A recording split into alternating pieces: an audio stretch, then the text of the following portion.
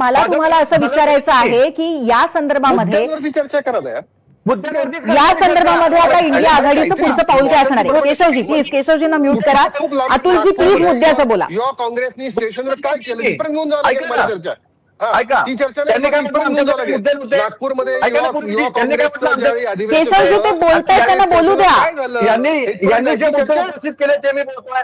दुसरा मुद्दा आमच्याकडे होता महागाई. आम्ही सांगितलं की निवडणूक झाल्यावर पण महागाई वाढेल. 993 रुपयांनी सिलेंडर वाढलं. मी तुम्हाला दाव्याने सांगतो 10-15 दिवसामध्ये पेट्रोल डिझेलचे पण रेट वाढणार आहे, महागाई वाढणार आहे. नंतर मी सांगितलं आसाममध्ये जे डिलिमिटेशन केलं ते डिलिमिटेशन इतकं घाणेरडं आहे.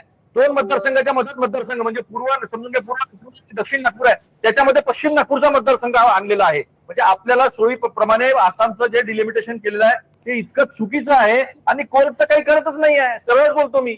हा एक पण अतुलजी तरी सुद्धा मुद्दा हा बरं बोला बोला बोला. भ्रष्टाचाराचा मुद्दा 101 भ्रष्टाचारी हो, ज्यांच्याकडे सायकली नव्हत्या, हजार 2,000 करोडचे लोक झाले बीजेपी मध्ये. हे भ्रष्टाचार सांगणार आहे? भ्रष्टाचार करतात काय?